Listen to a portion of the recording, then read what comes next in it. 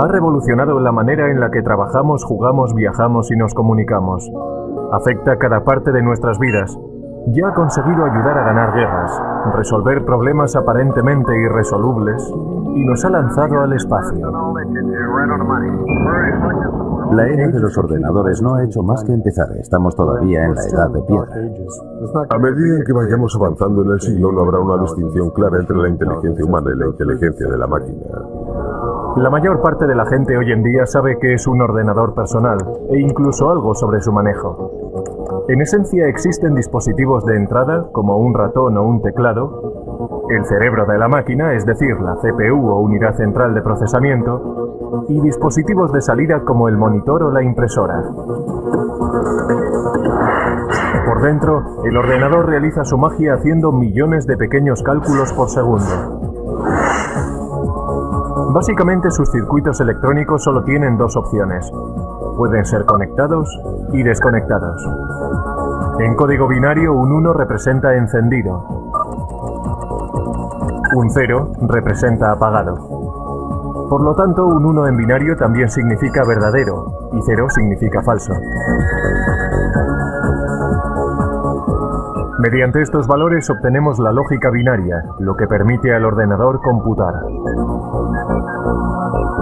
El ordenador solamente conoce el código binario de unos y ceros, y lo utiliza para hacer cálculos y transformar personas normales en autores, animadores y navegantes de la red. El ordenador crea su magia mediante la velocidad a la que puede calcular. Un PC medio realiza 100 millones de cálculos por segundo. Pero eso no es nada comparado con algunas de las máquinas industriales actuales. Estos son los laboratorios nacionales de Lawrence Livermore, hogar del ordenador más rápido del mundo. El Departamento de la Iniciativa Informática Estratégica Acelerada de la Energía, ASCII White. Para la creación de estas máquinas ASCII, tomamos la típica estación IBM que podrías comprar en cualquier sitio. Pusimos 8000 de estas juntas para crear un ordenador mucho más veloz que cualquier otro en el mercado. La máquina ASCII White hace 12 trillones de operaciones matemáticas por segundo. Y para echar eso abajo, la población de la Tierra supera por poco los 6.000 millones. Así que cada hombre, mujer y niño en la faz de la Tierra tendría que sumar 2.000 números en un segundo para estar al nivel de esta máquina.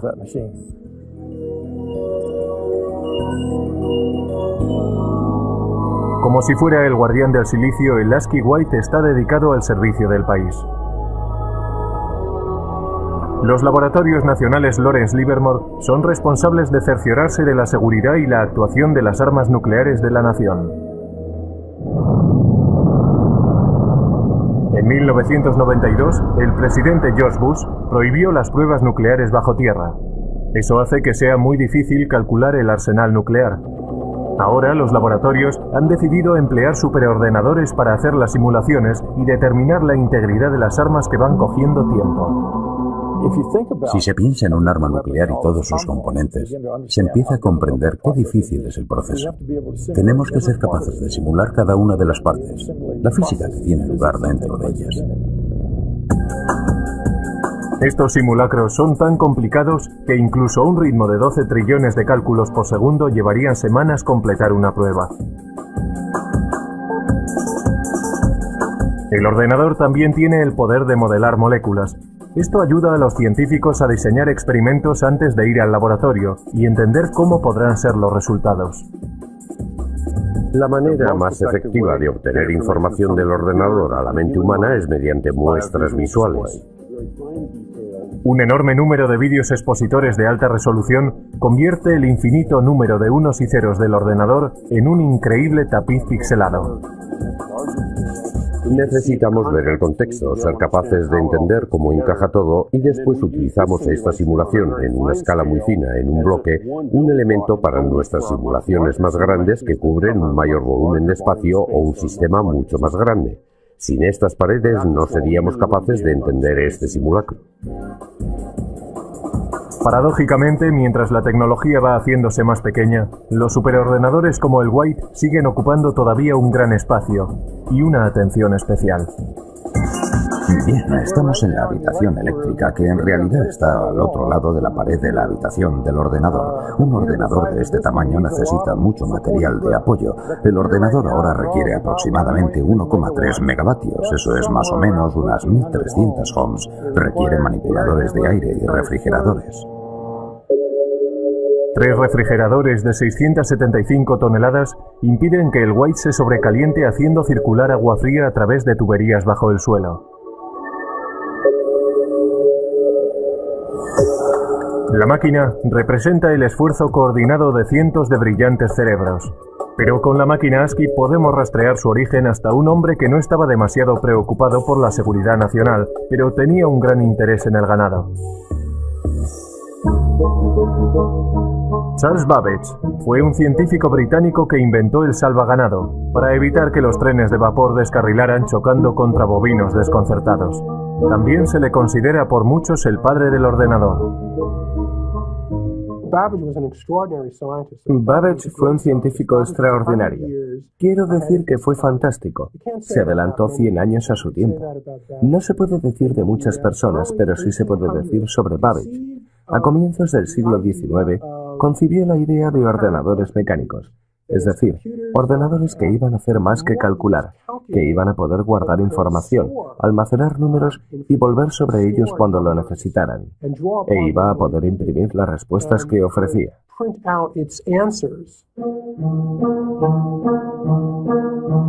Como científico, Babbage confiaba plenamente en la precisión de tablas matemáticas, logaritmos y tablas de gravedad. Computar esos cuadros es lo que la gente conoce por ordenadores. Desafortunadamente, estos ordenadores cometían errores con frecuencia, enfureciendo así a su inventor. Errar es humano, pero para Babbage, ser humano no era suficiente. Primero previó un complejo sistema de engranajes y ejes que trabajaban juntos para hacer cálculos. Después de 10 años de trabajo, sin embargo, tiró el proyecto a la basura. Solo lo completó parcialmente para diseñar un aparato incluso más sofisticado. Una máquina que poseyera los componentes básicos de los ordenadores modernos. Las tarjetas perforadoras le proveían las entradas. Un mecanismo llamado el molino hacía los cálculos, y el almacén guardaba los nombres como memoria. Lo llamó el motor analítico. El motor analítico hacía cálculos mecánicamente. Después de introducir los datos, el mecanismo tenía que ser accionado por una manivela, haciendo girar cientos de engranajes intrincados, ejes y ruedas numeradas para calcular los resultados. Babbage anticipó que la máquina de 15 pies de altura funcionaría a vapor por su tamaño. Pero Babbage nunca construyó una máquina. Su protoordenador se colapsó antes de que pudiera completarlo. Fue víctima de herramientas imprecisas y de la falta de fondos. Todo esto ocurrió 100 años antes de que se volviera a concebir la idea de un aparato así. Alentado por una eclosión de población en América, el siguiente paso en la evolución del ordenador vino al final del siglo XIX, cuando oleadas masivas de inmigrantes amenazaban con sobrecargar el censo americano de 1890. En 1887, la oficina del censo todavía llevaba la cuenta del recuento de 1880 a mano. Desesperados suplicaban por otra forma de tabular los resultados. Entonces fue cuando un anterior inspector del MIT llamado Hermann Hollerith introdujo una serie de máquinas que harían que el recuento del censo fuera tan fácil como contar 1, 2 y 3. Cada persona estaba representada por una tarjeta. Los individuos tenían que perforar las cajas relacionadas con su edad, sexo, raza y profesión. Los trabajadores del censo entonces introducían las tarjetas perforadas en las máquinas. La tabulación se hacía con electricidad. Al utilizar clavijas eléctricas, los resultados se registraban en una serie de diales, como si fueran relojes. Otras máquinas separaban las tarjetas. Las máquinas de Hollerith aceleraban de forma vertiginosa el procesamiento de la información. En solo 6 semanas se había hecho el recuento del censo de 1890 de 62.622.250 habitantes. Entonces Hollerith continuó comercializando ese invento. Se dio cuenta de que el censo era un gran cliente, pero seamos realistas, si solo recibes un pedido una vez cada 10 años. Entonces salió y consiguió hacer negocio entre los ferrocarriles, por ejemplo, y formó una compañía que finalmente se convirtió en la base para la IBM. La invención de Hollerith fue un hito en el camino de lo mecánico a lo digital. Pero todavía faltarían 50 años y el poder destructivo de una guerra mundial para que arrancara el primer ordenador verdadero. Antes de los años 30, los aparatos mecánicos computacionales se utilizaban para seguirle la pista a la población, pasajeros de tren y archivos de seguros de vida. Pero los primeros ordenadores digitales electrónicos se construyeron con un objetivo mucho más persuasivo en la mente: ayudar a ganar una guerra mundial. Una de las máquinas más tempranas se propuso por los británicos para romper el código alemán, conocido por Enigma. Con ello empezaron a creer que se podía ganar la guerra. Una de las personas que trabajó para romper el código Enigma fue Alan Turing. Su trabajo antes de la guerra ayudó a establecer la base teórica para los ordenadores que se construyeron en los 40. En el norte de Londres, en unas instalaciones secretas en Bletchley Park, los británicos construyeron Colossus, un tipo de ordenador diseñado para romper el código Enigma. Colossus comparaba secuencias de letras a un ritmo de 25.000 caracteres por segundo. La máquina solo podía realizar la tarea de unir letras, pero lo hacía muy bien. Sus transmisiones descifradas alemanas se denominaron el ultrasecreto, el secreto mejor guardado de la guerra. Principalmente, el Colossus llevaba a cabo funciones logísticas de las letras de un alfabeto en una corriente de letras que venían de un mensaje de radio interceptado. No los descifraba, pero sí podía efectuar una serie de combinaciones que en gran medida se asemeja a lo que hace un ordenador. Mientras el Colossus rompía códigos alemanes, al otro lado del Atlántico los ingenieros trabajaban para construir otro aparato computacional, una máquina que influiría directamente en el diseño de todos los ordenadores futuros. América era un centro neurálgico productor de instrumentos de guerra, pero para 1943 había una escasez crítica de un componente sorprendente de la máquina de guerra: tablas de disparos para piezas de artillería. Estas tablas permitían a los artilleros apuntar sus armas correctamente en gamas diferentes, altitudes, temperaturas y condiciones del viento. Los ordenadores humanos trabajaron frenéticamente para producir cálculos mecánicos para crear esas tablas, pero lo pasaron mal intentando estar a la altura. Durante la Segunda Guerra Mundial se producían muchas armas. Había que calcular muchas tablas de disparo. Era realmente un gran trabajo y estaba ralentizando la entrega de armas al frente. Para solucionar el problema, John Mauchly, un físico de la Universidad de Pensilvania, se propuso construir un ordenador gigante electrónico que podía calcular tablas de números en minutos, no horas.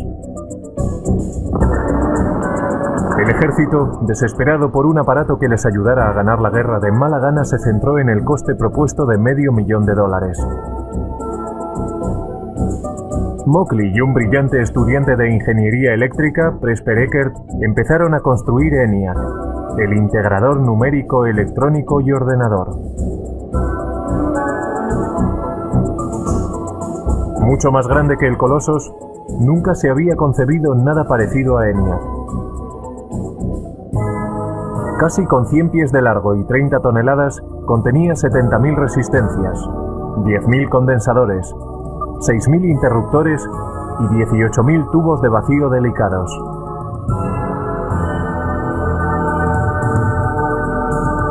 Los tubos funcionaban como bombillas. En una máquina cabían 18.000 tubos, por lo menos uno tenía que cambiarse cada pocos minutos. Después de 2 años de trabajo intenso, el equipo completó el ENIAC. 3 meses después, los japoneses se rindieron. Aunque no pudo acabarse a tiempo de ayudar a acabar la guerra, ENIAC fue una máquina maravillosa. Podía realizar 5.000 sumas, 357 multiplicaciones y 38 divisiones cada segundo. Lo interesante sobre ENIAC es que tenía una capacidad de propósito general. Podía reconfigurarse para solucionar otros problemas. Y nunca hubo ningún problema para encontrar trabajo para ENIAC. Todos los servicios armados exigían tiempo para poder usarlo, también clientes industriales y universidades. Así que se le mantuvo ocupado hasta bien entrados los 50. Pero a ENIAC, la máquina más compleja de su tiempo, todavía le faltaban muchas de las cualidades de un ordenador moderno. Su memoria era muy primitiva y solo podía almacenar un máximo de 20,10 números decimales. Tenía que recablearse laboriosamente cada vez que se programaba. Y no podía tomar decisiones lógicas basándose en sus cálculos. Pero ENIAC ya había demostrado que los ordenadores se podían construir.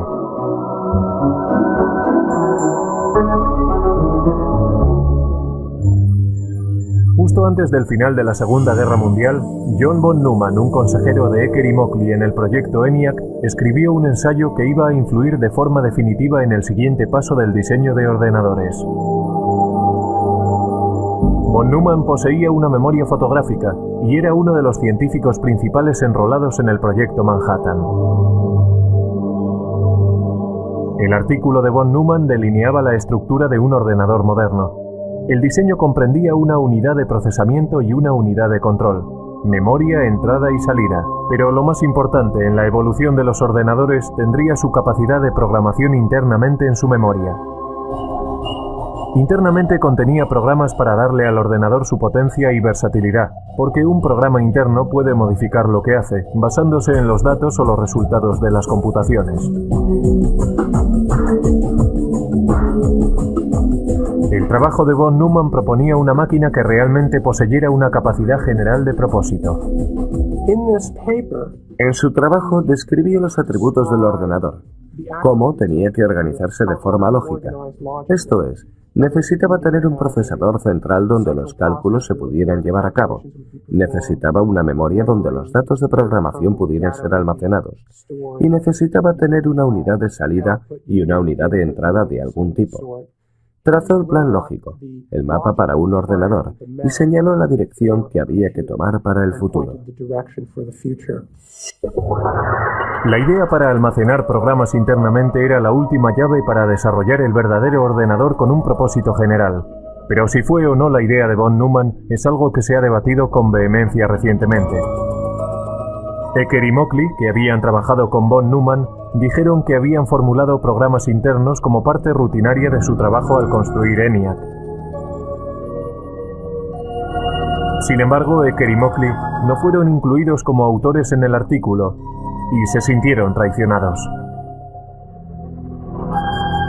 Pero al darse cuenta de que el ordenador encontraría un lugar en el mundo de los negocios, Ecker y Mockley formaron su propia compañía.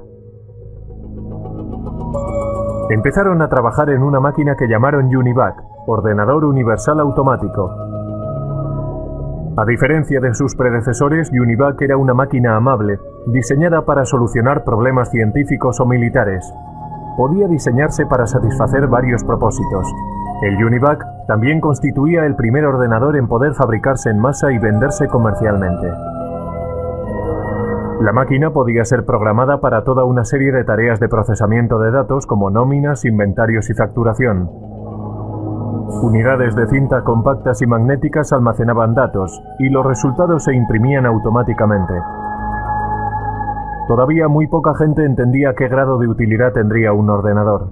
Esa percepción cambió drásticamente en la noche electoral de 1952, cuando la CBS utilizó el UNIVAC para predecir el resultado de la carrera presidencial entre Eisenhower y Adelaide Stevenson. Los sondeos decían que la carrera presidencial estaba muy justa. El UNIVAC calculaba de otra forma. Los ingenieros introdujeron los resultados de los precintos seleccionados del este, antes de que cerraran los colegios electorales en el oeste. Los expertos pensaron que había sido una carrera muy apretada, pero el UNIVAC predijo una victoria electoral arrolladora para Eisenhower. Incluso la CBS no creyó lo que decía el ordenador y dudó en dar a conocer sus resultados. Pero al final el Univac tenía razón. El poder y la utilidad del ordenador habían sido probados. Después del éxito del Univac, varias empresas empezaron a ver un futuro en el desarrollo de los ordenadores. IBM empezó a darse cuenta de que los ordenadores serían cada vez más pequeños, más baratos y más fáciles de manejar, y que habría un lugar en los negocios para estas máquinas que, desde luego, a la larga, sustituirían a la tecnología de las tarjetas perforadoras. Para comienzos de la década de los 60, IBM dominaba el gran mercado de los ordenadores. Los negocios empezaban a depender de los ordenadores. Las máquinas se iban haciendo cada vez más pequeñas, gracias al cambio de tecnología de tubo a los transistores, a la tecnología de los transistores. Y la carrera hacia la Luna iba a hacer que los ordenadores fueran aún más pequeños. En 1961, Norteamérica iba a la zaga de Rusia en la carrera por el espacio. En el incesante intento de ganar a los rusos, el objetivo de la NASA era que el hombre llegara a la Luna. No iba a resultar fácil. Cuando comencé a trabajar en la NASA en 1962, el primer día me dieron una regla de cálculo de 20 inch. Nuestros cálculos se hacían principalmente en calculadora de bolsillo. Teníamos un número de personas a las que asignábamos nuestras hojas de datos, y su trabajo consistía en trabajar con sus pequeños cálculos. Pero los astronautas no podían confiar en reglas o calculadoras de bolsillo en el espacio. La misión requería un ordenador guía sofisticado. A principios de la década de los 60, sin embargo, una máquina tan potente como la que necesitaban ocupaba toda una habitación. La NASA intentó reducir el tamaño del problema. Afortunadamente, el primer gran avance en el camino a la miniaturización ya había tenido lugar. En 1947, 3 científicos en los laboratorios Bell inventaron el transistor. Un transistor ejecutaba la misma función de encendido y apagado que los tubos de vacío, pero era mucho más pequeño y más fiable. Los transistores se hacían con silicio y cable diminuto. El silicio es un semiconductor. Si se aplica un voltaje pequeño, se comportará como conductor, permitiendo que pase una corriente entre los cables. Si no hay voltaje, actuará más como un aislante bloqueando la corriente. Esta característica del silicio es lo que permitió a los transistores hablar el lenguaje binario de los ordenadores. Y harían del silicio la base para la industria de estos. El siguiente paso en la miniaturización tuvo lugar en 1959, cuando Robert Noyce y Jack Kilby, ingenieros para fabricantes rivales de transistores, llegaron a los mismos avances de forma independiente y que conducían a la misma idea revolucionaria. Toda una red de componentes electrónicos, transistores y todo incorporado en un solo chip de silicio. La gran innovación en la electrónica se llamó el circuito integrado. En 1969, 5.000 circuitos integrados componían el corazón de cada uno de 2 ordenadores idénticos. Uno en la órbita lunar y el otro en la Tierra. Para su tamaño, estos eran los ordenadores más potentes de la Tierra. Mientras Neil Armstrong daba un pequeño paseo en el polvo lunar, Ted Hoff, un ingeniero con la compañía de chips Intel, estaba dando un gran paso en el proceso hacia la miniaturización. Estaba desarrollando una idea que pondría todo el ordenador en un chip de silicio, el microprocesador. Era la invención no solo de circuitos integrados, sino de un tipo particular de circuito integrado, el microprocesador, que hace posibles los ordenadores personales de hoy en día. A Hoff le habían encargado diseñar 12 circuitos integrados por separado para fabricar una calculadora japonesa. Sugirió colocar toda la unidad de proceso en un chip y programarlo como un ordenador. Intel desarrolló la idea y para 1970 tenían un modelo de microprocesador. Los ordenadores estaban en el camino para hacerse más pequeños. Sin embargo, todavía estaban muy lejos de ser fáciles de manejar. Uno de los primeros intentos de simplificar las operaciones del ordenador fue encabezado por Doug Engelbart. El científico concibió una manera sencilla de manejo e incluso mostró un prototipo en 1968 en la Conferencia de Otoño de Ordenadores de San Francisco.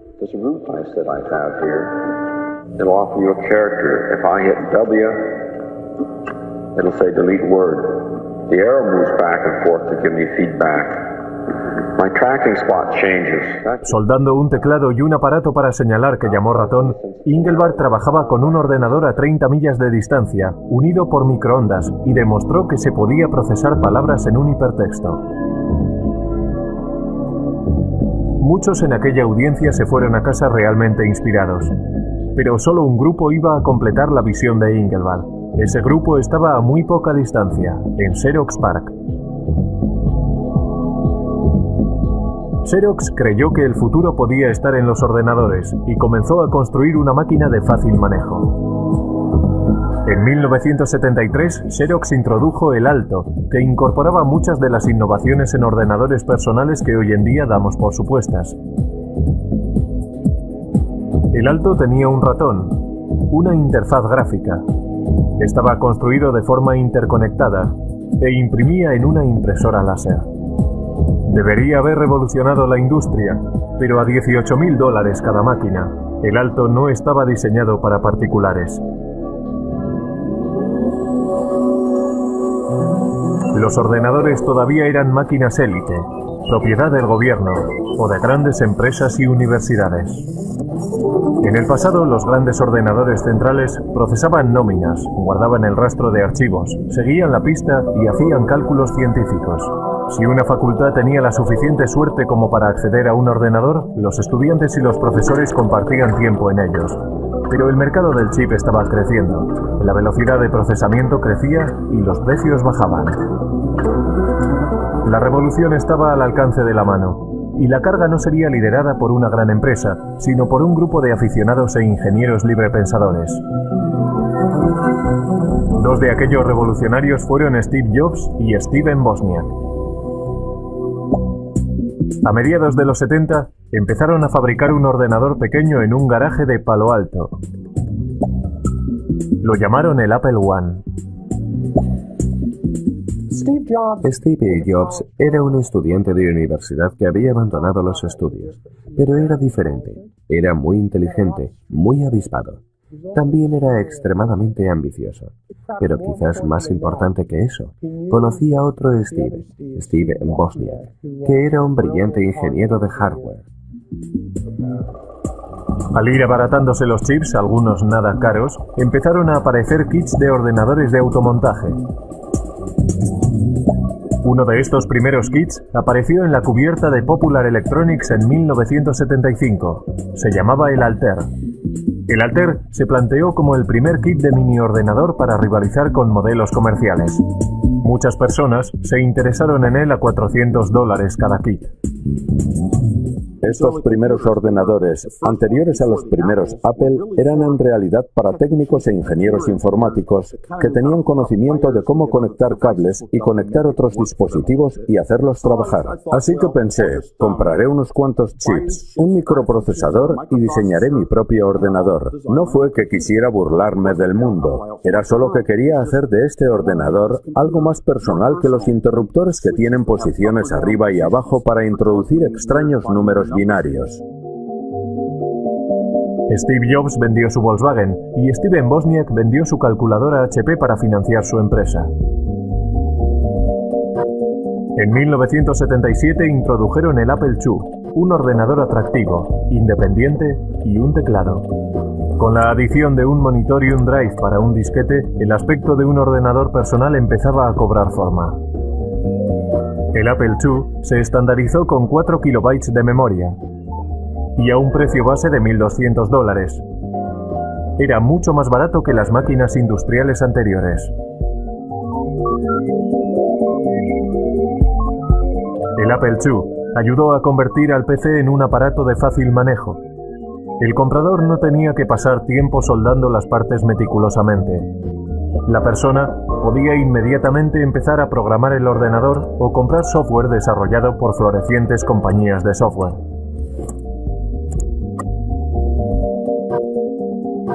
Con la esperanza de quitarle una parte de la cuota de mercado, en 1981 IBM introdujo su versión de un aparato ordenador personal, conocido simplemente por PC. Las ventas continuaron creciendo a principios de los 80, pero antes de que el ordenador personal inundara todo el planeta, la máquina todavía había de simplificarse para el usuario, algo que cualquiera pudiera manejar.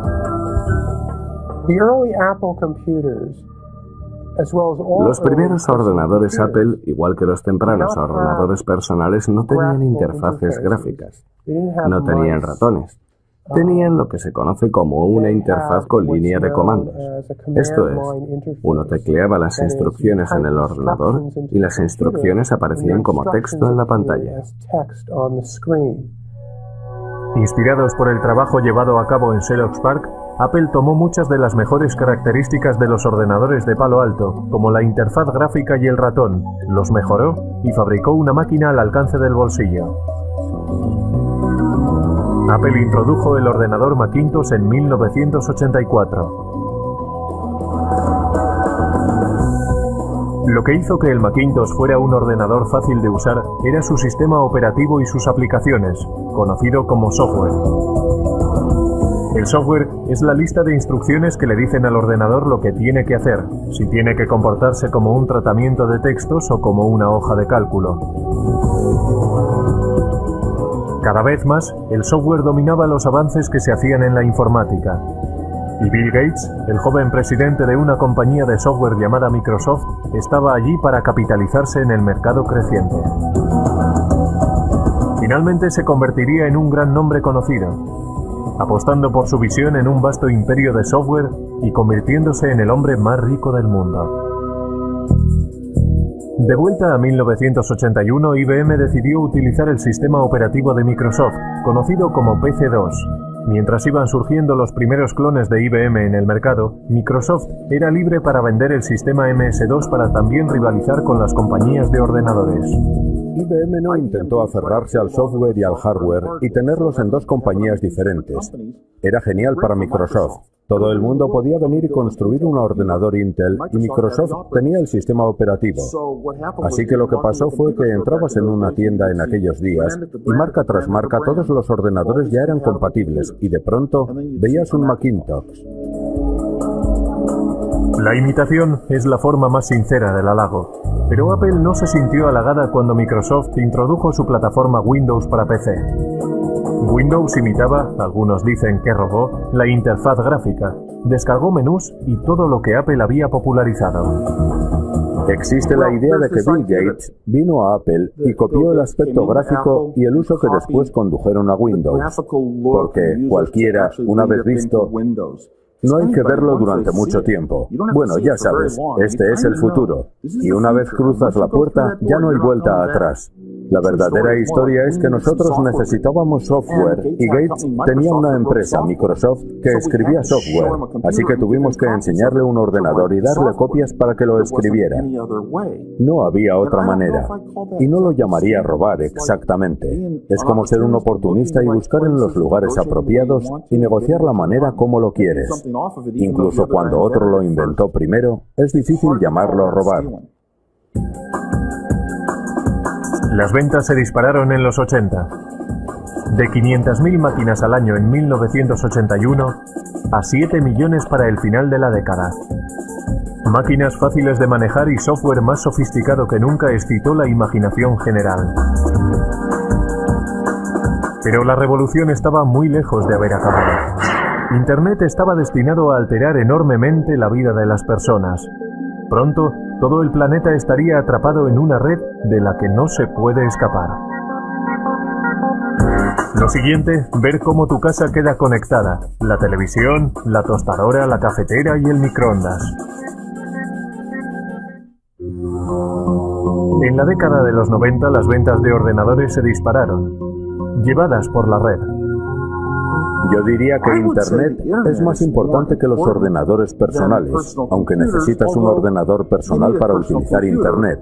Es como, ¿qué es más importante? ¿Las calles o los coches? La web nos conecta, pero no de forma tan restrictiva como antes. La tecnología sin cable nos hace móviles. Ya hay asistentes digitales y aplicaciones de la web que siguen cambiando el aspecto y el papel de los ordenadores. Los microprocesadores están en todas partes. La línea divisoria entre ordenadores, teléfonos móviles y otros productos electrónicos es muy difusa. Es el continuo empequeñecimiento de la tecnología del chip lo que está espoleando la evolución. Lo que tengo aquí es una unidad de fabricación de tecnología de silicio. Y este ejemplo concreto es una lámina de microprocesador de Pentium 3. Eso es más o menos de 8 inches de diámetro y tiene capacidad para 200 microprocesadores Pentium 3.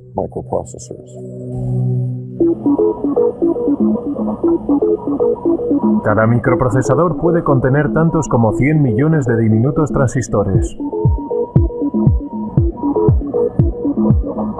Los chips se fabrican mediante un proceso llamado fotolitografía.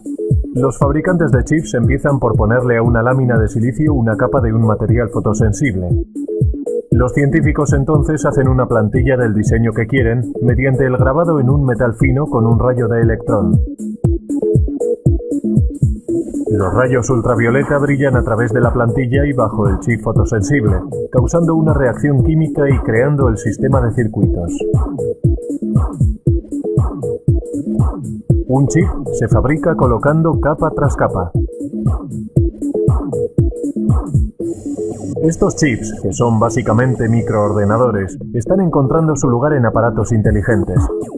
Hay discretos ordenadores escondidos en los aparatos del día a día y hablan entre ellos vía web y mediante otras tecnologías sin cable. Resulta que todos estos aparatos, todas estas cosas que están en casa, y realmente tenemos unos 100 microprocesadores diferentes, se conectan a Internet. Todas se pueden conectar a una red en casa y permiten a las personas conectarse a todos los recursos que existen en Internet. Pero hablar a tus aplicaciones por teléfono no es una idea nueva. And this lady, she's calling her oven. Sound funny? Actually, it's something that could happen in the future, thanks to a Westinghouse idea still in development that makes it possible to operate your appliances by telephone. Probablemente llama o manda un mensaje. Hoy puede que no veamos la necesidad de llamar a nuestros hornos, pero ¿no estaría bien que nuestro frigorífico hiciera la compra? Vamos a ver qué tenemos para cenar esta noche.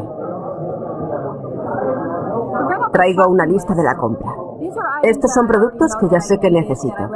Productos que he consumido durante la semana. Y vamos a ver qué podríamos necesitar. Así que iremos al armario a ver qué es lo que tenemos allí. Tengo la mayoría de las cosas, pero estos dos ingredientes quiero añadirlos a mi lista de la compra. Así que hago clic aquí y se añadirán a mi lista de la compra. Así que ahora lo que puedo hacer es coger mi lista de la compra y o bien la descargo a un teléfono con base web y si hago clic la lista vendrá aquí. Puedo hacer también que vaya a un PDA. O lo que puedo hacer es mandarlo a streamline.com y hacer que me lo pidan y me traigan la comida a mi casa desde aquí. O sea que está viendo todas tus aplicaciones domésticas, desde tu coche a tu mejor equipo de televisión y videojuegos, a tus electrodomésticos, lavadoras, secadoras y frigoríficos. Todo conectado para que desde un browser se pueda operar la casa automatizada.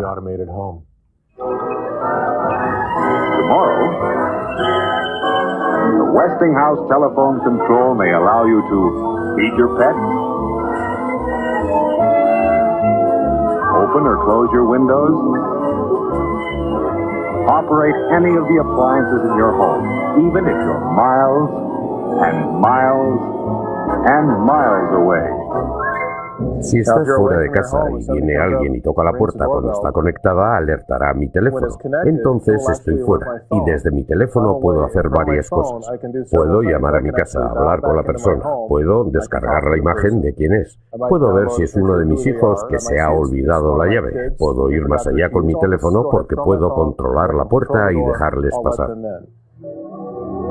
A continuación, ordenadores del futuro que disparan la mente. Dentro de 10 años los ordenadores no serán objetos que trasladamos de un sitio a otro. Estarán en nuestras gafas lanzando imágenes directamente a nuestra retina. Siguiendo una tendencia antigua en el mundo de los ordenadores, las cosas se están haciendo más pequeñas. Mucho más pequeñas. Hewlett Packard está trabajando en un ordenador molecular. El Dr. Stan Williams planea utilizar moléculas en lugar de unos y ceros eléctricos para hacer funcionar un ordenador.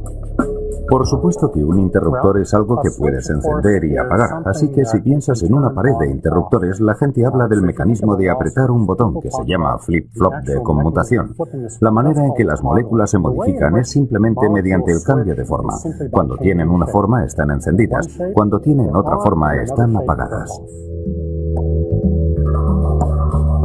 Una corriente eléctrica podría apretar el interruptor mecánico, convirtiéndolo en el mecanismo fundamental de la informática digital. Pero, ¿cómo se conecta todo? Trabajamos duramente en lo que se conoce en la comunidad científica como kits para montar uno mismo. En otras palabras, sabíamos que sería demasiado caro y muy difícil de construir cables diminutos del tamaño de moléculas usando las técnicas estándar de la litografía y el grabado. El Dr. Williams y sus asociados desarrollaron cables moleculares paralelos, cada uno de 2 átomos de lato y 8 átomos de ancho. Resulta que no planificaron ni redactaron estos cables. No les dijimos dónde tenían que ir en ningún caso. Esencialmente depositamos una pequeña cantidad de iridio en una superficie de silicio, lo calentamos y se produjo una reacción química entre los dos materiales, y el resultado de la reacción química fue una serie de cables que ven detrás de mí. El Dr. Williams previó construir ordenadores moleculares mediante la retención de moléculas individuales entre 2 juegos de cables. Con este tipo de memoria molecular podríamos construir tanta memoria en cualquier cosa del tamaño de una uña. Podríamos almacenar fácilmente toda la biblioteca del Congreso en ella. Otras investigaciones están trabajando en futuros ordenadores que puede que utilicen ADN o incluso partículas de cuanto. Con el almacenamiento masivo y el poder verdadero de la informática, la siguiente generación puede que sean ordenadores modelados según el cerebro humano. La inteligencia artificial en la ciencia y en el arte de fabricar ordenadores hace cosas que nosotros consideramos que requieren la inteligencia humana. Estamos desarrollando sistemas que pueden ser parejos o incluso superar a la mente humana dentro de nuestros dominios. Si se trata de jugar al ajedrez, diagnosticar una enfermedad, guiar misiles crucero a través de terrenos, tenemos un sistema que puede operar al nivel humano dentro del marco de estas tareas definidas. Lo que no tenemos todavía es sistemas que puedan entender el lenguaje humano con la flexibilidad de los humanos. Eso llegará. Alan Turing fue un arquitecto informático temprano que trabajó para desmontar el código Enigma durante la Segunda Guerra Mundial. En 1950 previó un tiempo en el que los ordenadores podrían ser capaces de pensar. Cuando el superordenador Deep Blue de IBM ganó al campeón del mundo de ajedrez Garry Kasparov, algunos perdieron el respeto al juego. Pero otros reconocieron que esto era un signo de que las máquinas inteligentes llegarían.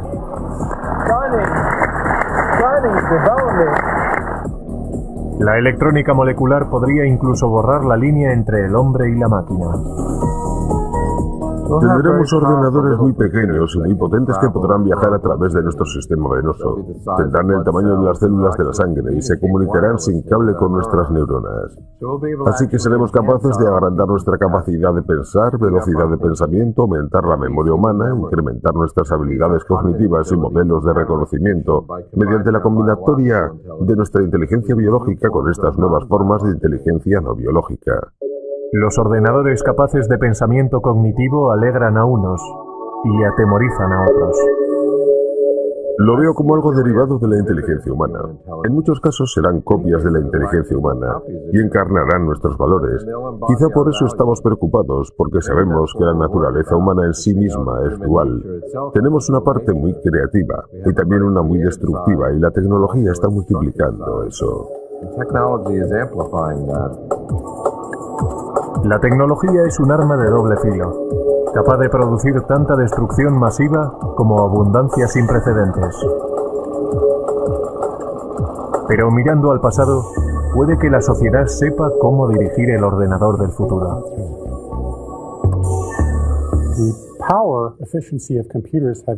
El poder eficaz de los ordenadores se ha incrementado por un factor de 100 millones en tan solo 50 años. Tan sorprendente como esto, nuestros estudios en física fundamental nos dicen que debería ser posible aumentar aún más el poder eficaz de los ordenadores por otro factor de 1 billón más de lo que son hoy. Lo que eso me dice es que la edad del ordenador no ha comenzado aún.